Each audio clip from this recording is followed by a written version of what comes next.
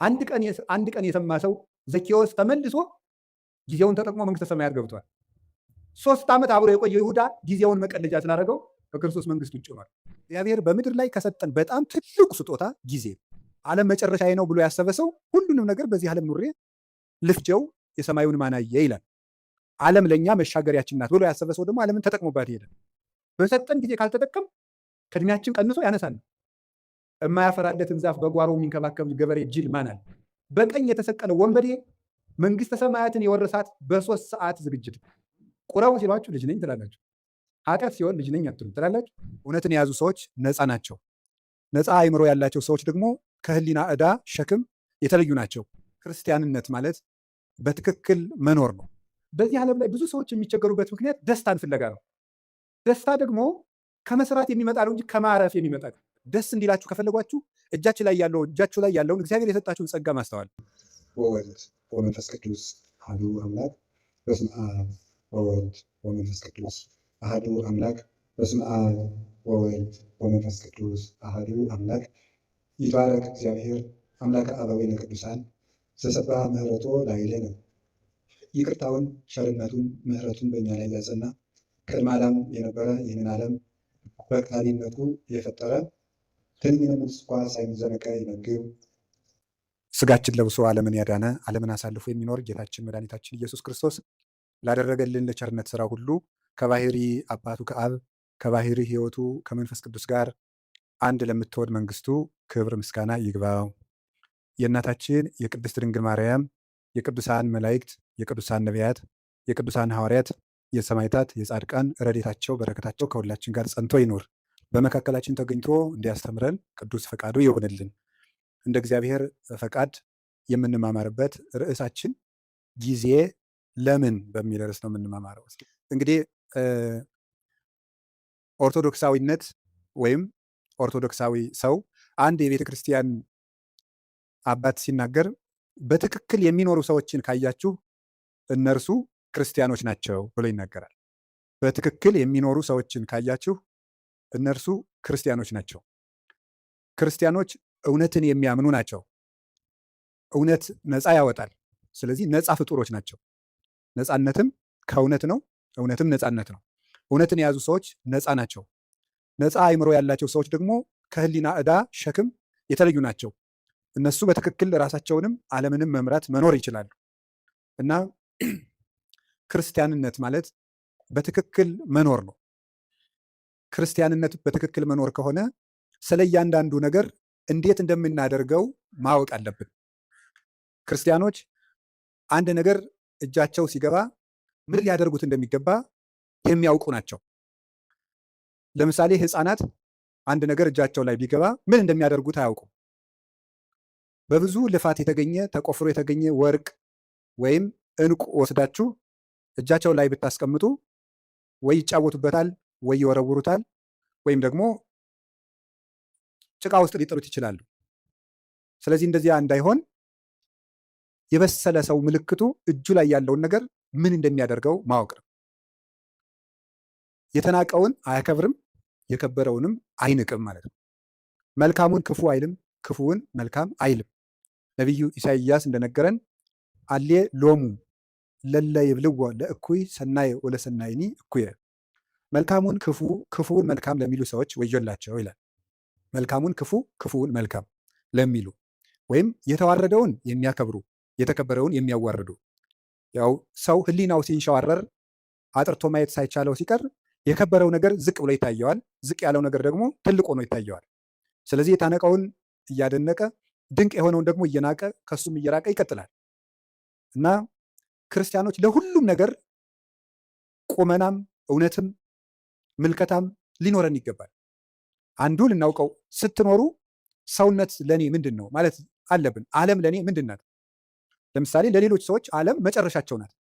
ዓለም መጨረሻዬ ነው ብሎ ያሰበ ሰው ሁሉንም ነገር በዚህ ዓለም ኑሬ ልፍጀው የሰማዩን ማናየ ይላል። ዓለም ለእኛ መሻገሪያችን ናት ብሎ ያሰበ ሰው ደግሞ ዓለምን ተጠቅሞባት ይሄዳል።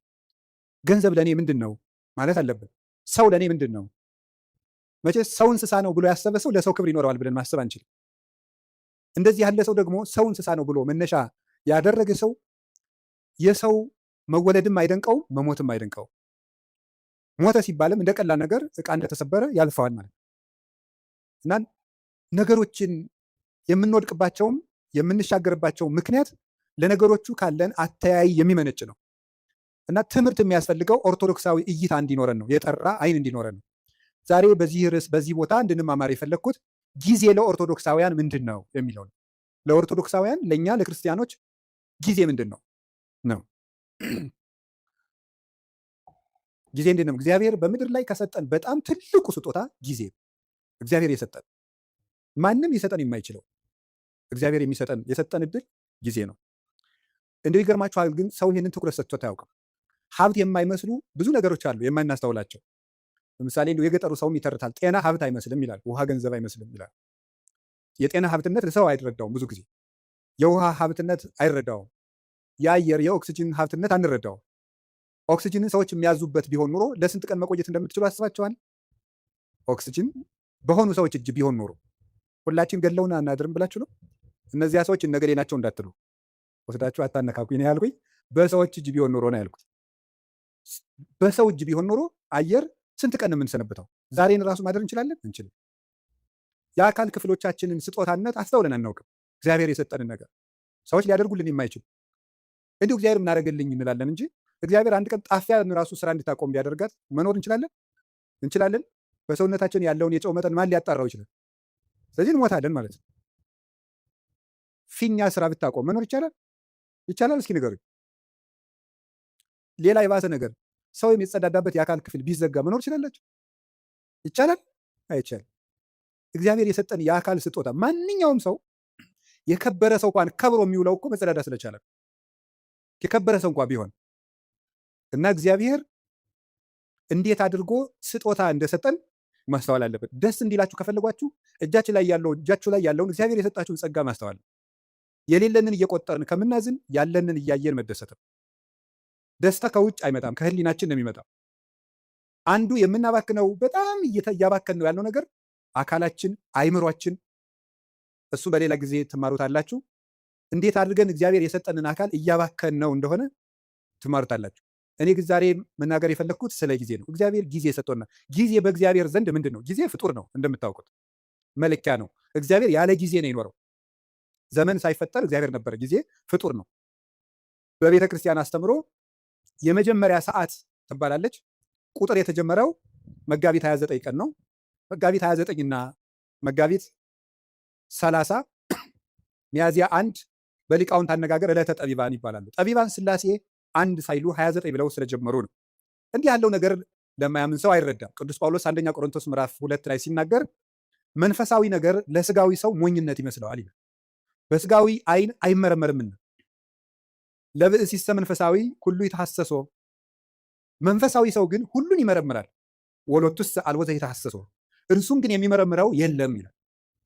እና ስጋዊ ነገር ያለው ሰው አንድ ሳይባል 29 የማይመስል ነገር ነው ይላል። ሃይማኖት ምንጊዜም ለስጋ የማይመስል ነገር ነው። የምናወጋው የመንፈስ ነገር ስለሆነ የመንፈስ ነገር በስጋ ነገር ሊለካ አይቻልም። መቼስ አሁን ነፋስን በሜትር አንለካው፣ ለሁሉም ነገር መለኪያ አለው። ውሃን በኪሎ ሜትር አንለካው፣ የራሱ መለኪያ አለው። ለራሱ ነገር ለሁሉም ነገር መለኪያ አለው። ከፍታም መለኪያ አለው፣ ዝቅታም መለኪያ አለው፣ ረቂቅ ነገር መለኪያ አለው፣ ፈሳሽ ነገር መለኪያ አለው፣ ጠጣርም መለኪያ አለው። እንዲሁ መንፈሳዊ ነገርም የራሱ መለኪያ አለው። ውሃውን በሜትር ጤፉን ደግሞ በሊትር መቼስ ልለካው አይባል፣ መለኪያ አለው። የነፍስም ነገር የራሱ መለኪያ የራሱ ዩኒት ስታንዳርድ አለው። ስለዚህ የነፍስን ነገር የምንረዳው እግዚአብሔርን በመፍራት ነው። እግዚአብሔር ጊዜን ሳይፈጥር ነበረ፣ ጊዜን ፈጠረ።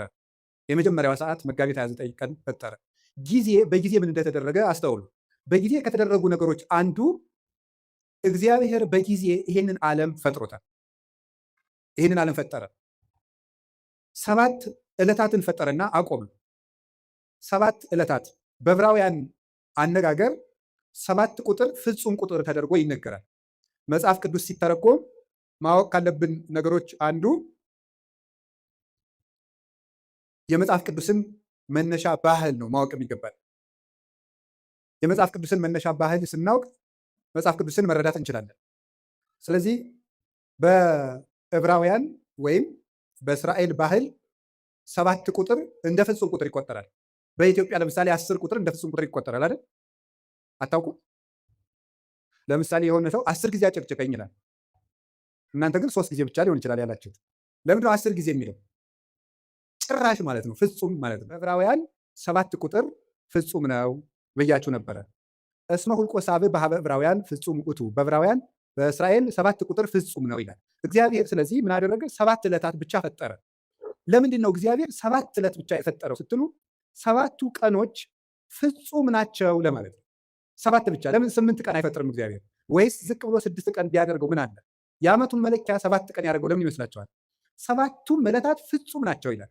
እንዲያውም ንገራቸው፣ የዚህ ዓለም ዋና ምሰሶዎች 7 ዕለታት ናቸው። በመጽሐፈ ምሳሌ ምዕራፍ 9 ከቁጥር 1 ጀምሮ እንዲህ ይላል፣ ጥበብ ሐነጸት ቤተ ወአቀመት ላቲ 7 አዕማደ፣ ጥበብ ቤቷን ሰራች 7 ምሰሶዎችንም አቆመች ይላል። ጥበብ ቤቷን ሰራች። ጥበብ የተባለ እግዚአብሔር ወልድ ነው። መንፈሳዊ ትርጉም አለው። የዛሬው ዓላማችን ግን እሱ አይደለም። ጥበብ ወልድ ይችን ዓለም ፈጠረች፣ 7 ምሰሶ አቆመች ማለት 7 ዕለታትን ፈጠረች ማለት ነው።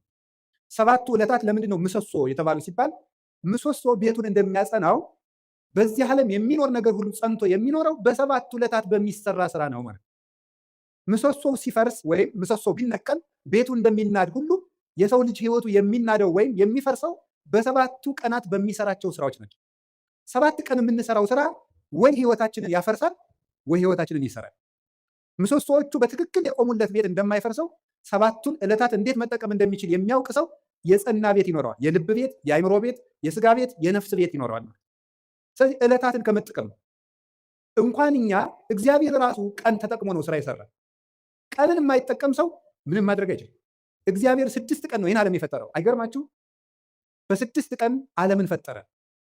ምን ማለቱ ይመስላችኋል? ኋላ ያን 6 ቀን ደግሞ ለእኛ ሰጠን። የሰጠኋችሁ 6 ቀን እኔ ዓለምን የፈጠርኩበት ነው። እናንተ የምትቀልዱበት እሁድ 4 ባህሪያት የተፈጠሩበት ነው።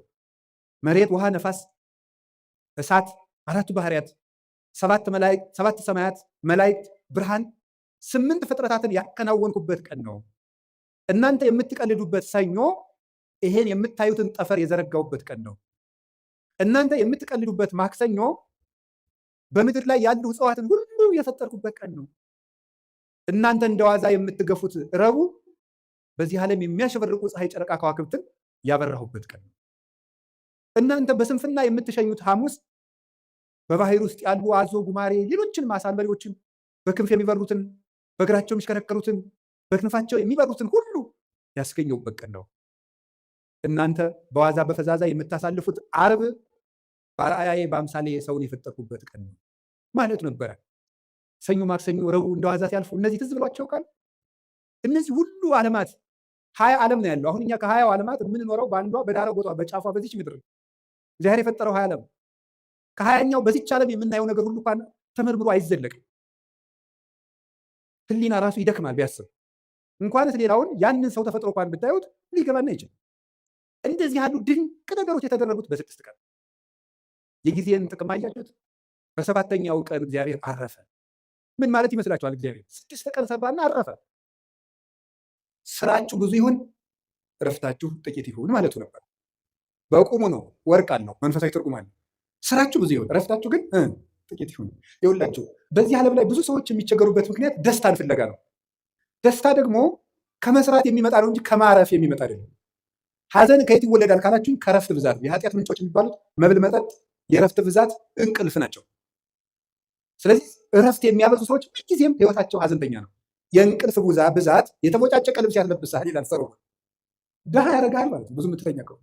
የእንቅልፍ ብዛት መጽሐፍ ቅዱስ ነው ያለው፣ የተቦጫጨቀ ልብስ ያስለብሳል። ጊዜን ባለመጠቀማችን ምክንያት አይ ጊዜ የሰጣቸው አያገሌ ሀብታሙ ነው ምናምን ቢባል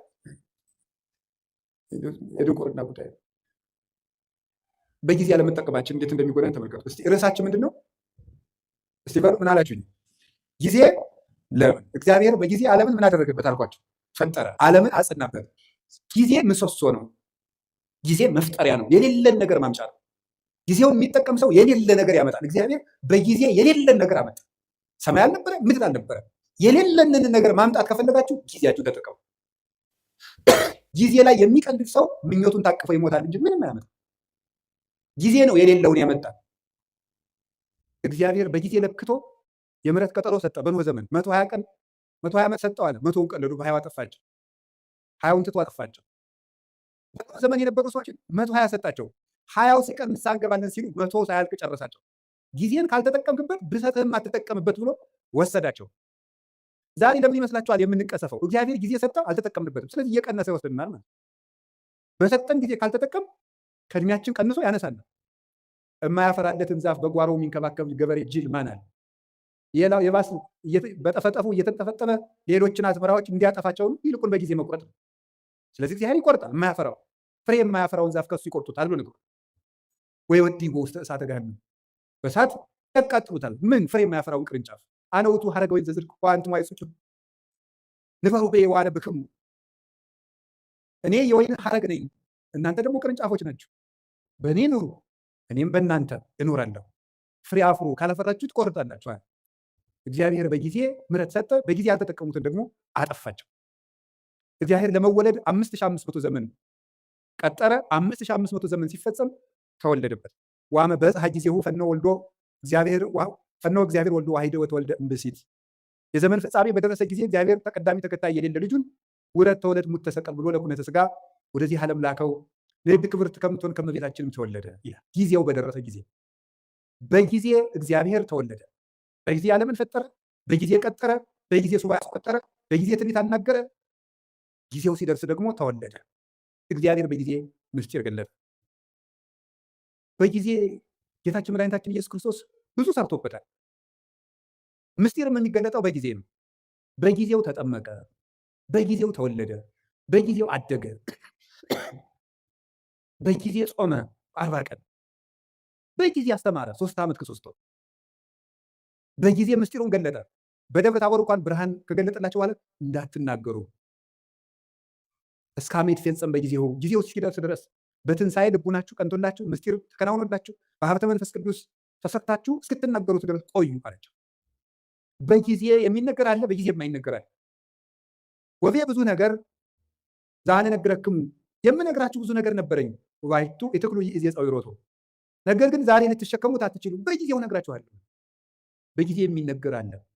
በነገራችሁ ላይ ጥበበኛ ሰው ማለት የት መናገር እንዳለበት የሚያውቅ፣ መቼ መናገር እንዳለበት የሚያውቅ፣ በማይናገርበት ጊዜ ዝም የሚል፣ በሚናገርበት ጊዜ ደግሞ ዝም የማይል፣ ጊዜ ቦታ አይቶ የሚናገር ሰው ነው ጠቢብ የሚባለው።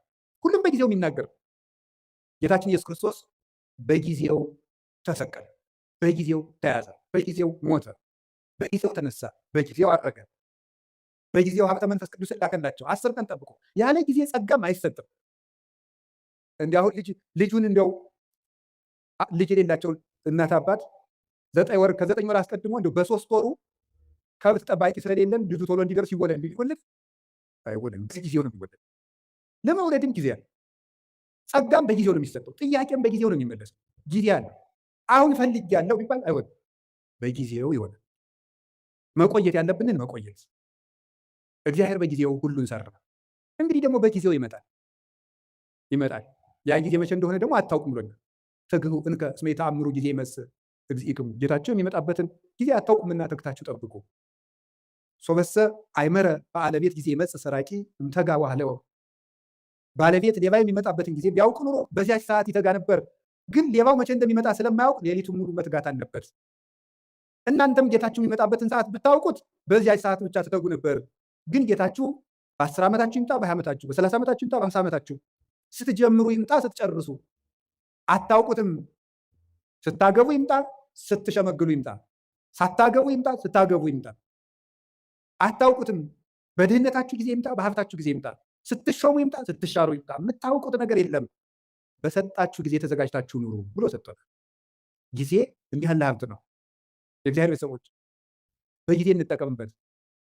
ጊዜን አባቶቻችን ብዙ ሰርተውበታል። ቅዱስ ቂርቆስ ያን ሁሉ ሰማዕትነት ሲፈጽም የስንት ዓመት ልጅ ነበር? የ3 ዓመት ልጅ። ድንግል ማርያም የአምላክ እናት ስትሆን የስንት ዓመት ልጅ ነበረች? የ15 ዓመት ልጅ ነበረች። እንግዲህ የዚህ ውስጥ 50 አለ 60 አለ። እንደገና ደግሞ ወጣት ነኝ እያላችሁ የምትቀልዱ ገና ልጅ አይደለሁ እንደምትልቁ ለተንኮል ሲሆን ልጅ ነኝ አትሉ። ቁራው ሲሏችሁ ልጅ ነኝ ትላላችሁ። ኃጢአት ሲሆን ልጅ ነኝ አትሉ ትላላችሁ። አረ ይሄ ልጅ ነኝ ገና ቆይ ይሄን አትስጡኝ ትላላችሁ አትሉ። ግጥም አድርጎ ለመብላት ልጅ ነኝ የሚላል አለ እንዴ? አይጣል አይደርሳል። አሁን ማለት ተገኝቶ ነው። እንዲሁም ትንንሹ ነው ብዙ ይበላል። ለማመንዘር ልጅ ነኝ የሚላል የለም። ትንሹም ትልቁ ለጽድቅ ሲሆን ልጅ ነኝ አትበል ብሏል። ሕፃን ነኝ ኢትበል እስመ ንዑስ አነ፣ እኔ ልጅ ነኝ አትበል ብሏል። ትንቢተ ኤርምያስ ምዕራፍ 1 ቁጥር 8 ላይ ለበጎ ነገር ልጅ ነኝ አትበል። ስለዚህ የእግዚአብሔር ቤተሰቦች ቅዱስ ጊዮርጊስ 4 ጊዜ ሞቶ ሲነሳ ያን ሁሉ ሰማዕትነት ሲፈጽም ጠቅላላ ዕድሜው 27 ዓመት። በጊዜ አባቶቻችን ተጠቀሙበት። በቀኝ የተሰቀለ ወንበዴ መንግስተ ሰማያትን የወረሳት በ3 ሰዓት ዝግጅት ነው። ለተጠቀመበት ሰው 3 ሰዓት መንግስተ ሰማያትን ያስገኛል። አብሮ የቆመው ሰው ደግሞ በዚያው ሲኦልን አግኝቷል እድሜ ዘመኑ። አንድ ቀን የሰማ ሰው ዘኬዎስ ተመልሶ ጊዜውን ተጠቅሞ መንግስተ ሰማያት ገብቷል። 3 ዓመት አብሮ የቆየው ይሁዳ ጊዜውን መቀለጃ ስላደረገው ከክርስቶስ መንግስት ውጭ ሆኗል። በጊዜ የሚቀልድ ሰው ይሁዳ ጊዜውን እንደ ድል መጠቀም ሲገባው መተናኮያ ያደረገው ምን አደረገ መስላችሁ? ክርስቶስን እኔ እሸጠዋለሁ አለ። እሸጥና እሱ እንደለመደ በታምራቱ ያመልጣል። ከዚያ በኋላ ደግሞ እኔ መመልሼ ገንዘቤን በልቼ መምህር የብዬ ከእሱ ጋር ታሪክ ይቀጥላለሁ አለ። ጊዜው ግን መሽቶ ነበር። ክርስቶስ ተያዘ። ደርሷላ። ሲሰርቅ የነበረበት ጊዜ አለቀ። በቃ አለ። እግዚአብሔር መቅረዚቱን አጠፋት። ከዚያስ ምን አደረገ ደግሞ? ጌታ ከማረጉ በፊት ሞቱ በፊት እኔ ተቀድሜ ሙቼ ሲኦል ቆየዋለሁ፣ ነፍሳትን ሲያወጣ ያወጣኛል አለ። አይ ይሁዳ አልፏል። እሱ ምን አደረገ ጌታ? የለም ይሁዳ ዛሬም አትሞትም ብሎ ግንባሩ ተፈጥፍጦ ቆይ፣ ሆዱ ተዘርግፎ ቆይ።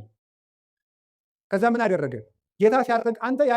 አንተ ያሰቀልከው ሰው አረጋ እኔን ሳያወጣኝ ብሎ ደንግጦ እወጣለሁ ሲል ከመቃኑ ላይ ከደጃፍ ወይም ከበሩ ላይ ግንባሩ ተፈጥፍጦ ሞተ። ምን አድርጎ ስትሉኝ፣ በጊዜ ቀልዶ የእግዚአብሔር የምሕረት ጊዜው አብቅቶ በቃኝ ብሎ እግዚአብሔር ታገሰው። 3 ዓመት ቻለው። አብሮት እየዋለ ሙዳየ ምጽዋቱን እየሰረቀ ማይምረ ኅቡዓት ክርስቶስ አብሮት እያለ እየሰረቀ የሚያውቀውን ጌታ እንዳለ አዋቂ መጥቶ አብሮት በሀከረቢ መምህር ደህና ዋልክ እያለ የልቡን በልፍቱ እያደረገ 3 ዓመት ቻለው። በቃኝ አለ እግዚአብሔር። ቸርነትን ላልተጠቀመበት መዓት ይታዘዝለታል። እግዚአብሔር ጊዜ የሚሰጠው ለቸርነት ነው። የተአምርኑ ከመሳሄዱ ለእግዚአብሔር ኪያከ ያገርህ ሀበ ንስሐ፣ የእግዚአብሔር ቸርነቱ አንተን ወደ ንስሐ እንዲመራ አታውቅምን ይል ቅዱስ ጳውሎስ ሮሜ ምዕራፍ 2 ላይ ሲናገር። የእግዚአብሔር ቸርነት እኮ የምሕረት ዕድል ነው፣ መጥፊያ አልነበረም። ሲራክም የተወስክ ኃጢአተ በዲበ ኃጢአት እንዘ ትብል መሐሪ ውእቱ እግዚአብሔር። እግዚአብሔር ይቅር ባይ ነው፣ እግዚአብሔር ቸር ነው፣ እግዚአብሔር መሐሪ ነው እያልክ በኃጢአት ላይ ኃጢአትን አትጨምር ይል